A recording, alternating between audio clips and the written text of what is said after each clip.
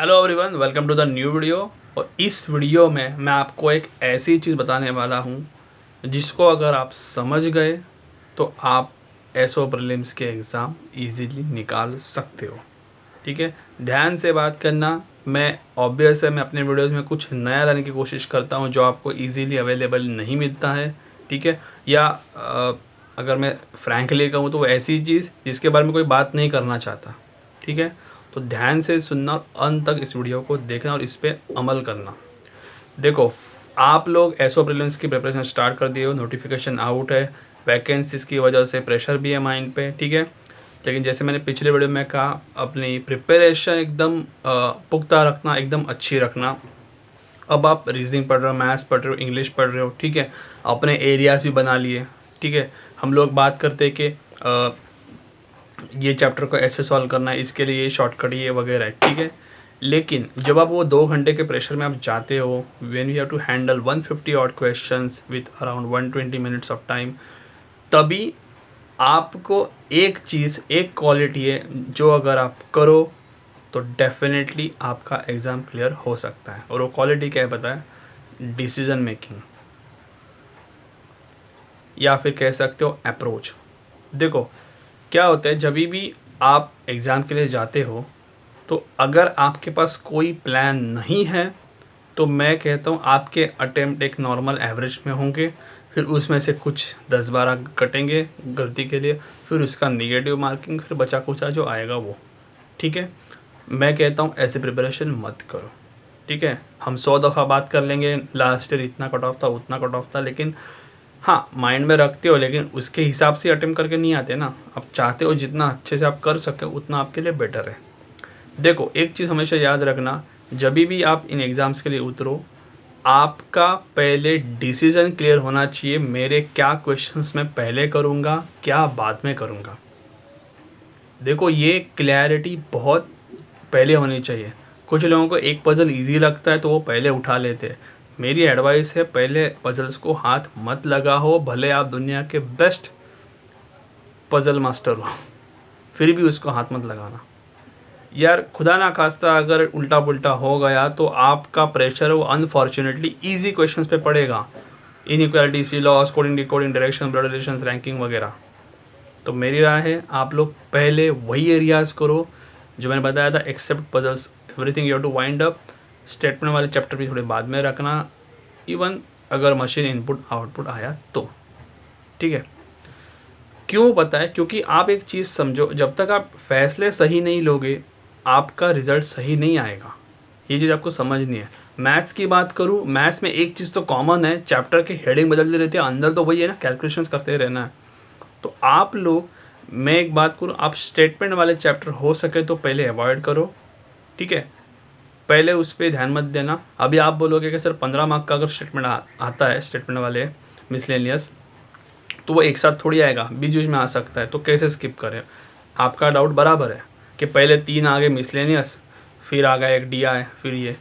पहले बल्क वाले क्वेश्चन उठाओ। बल्क वाले मतलब कौन से, अगर ऑर्डर में बताऊँ, सीरीज, अप्रॉक्सीमेशन, सिंप्लीफिकेशन, ठीक है, क्वाड्रेटिक इक्वेशंस, ये बल्क में आएंगे।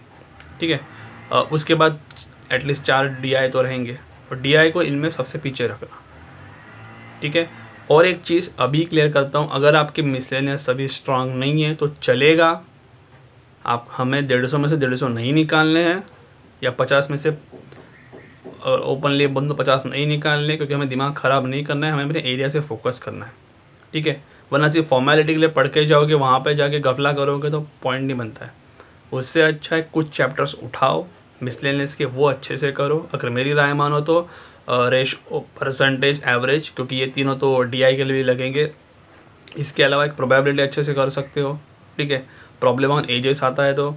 ठीक है, और एक एक्सपेक्टेड रहता है मुझे क्वेश्चन, थोड़ा सा ज्योमेट्री टाइप है, वो डायामीटर, रेडियस वगैरह का जो रहता है, वो एक आधा क्वेश्चन, उसके फॉर्मूला थोड़े से पढ़ के रखना। ठीक है, अभी इसके अलावा बहुत सारे जो चैप्टर्स बचते हैं, जो है time and work, profit and loss, time, speed and distance, board science stream, इनमें से मैं ओपनली बोलता हूँ जिनमें आपका एरिया एकदम स्ट्रांग है, एकदम स्ट्रांग मतलब मैं बोलूँ 100%,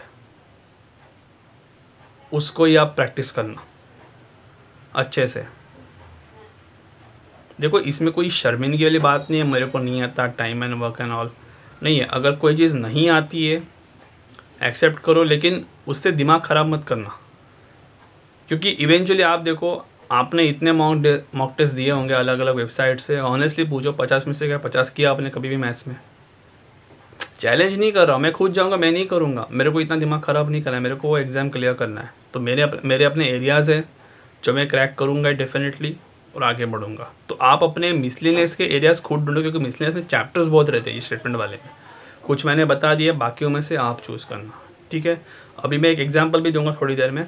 देखो इससे पहले तीसरा जो है हमारा सेक्शन वो है इंग्लिश। देखो इंग्लिश में क्या होता है, इंग्लिश में आप क्लिक जल्दी कर सकते हो, रीजनिंग मैथ्स की तरह सोचना नहीं है, कुछ कैलकुलेशन करने नहीं है। इंग्लिश में एक ही चीज़ आपको रोकती है ओवरऑल, वो है ग्रामर, ठीक है।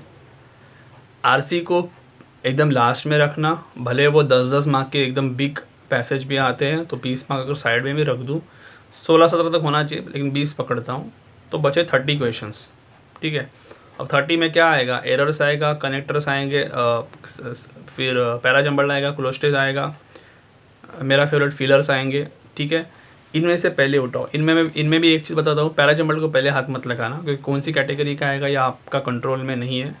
तो फिलर्स, एरर्स, करेक्शन, ये फटाफट आप वाइंड अप करो, ठीक है। उसके बाद थोड़ा सा पैराजंबल पे ध्यान रखो, और पैसेज पे जब भी आप जाओगे एक चीज़ याद रखना, आप लोग सबसे पहले वो सिमिलर अपोजिट वाले क्वेश्चंस वाइंड अप करोगे।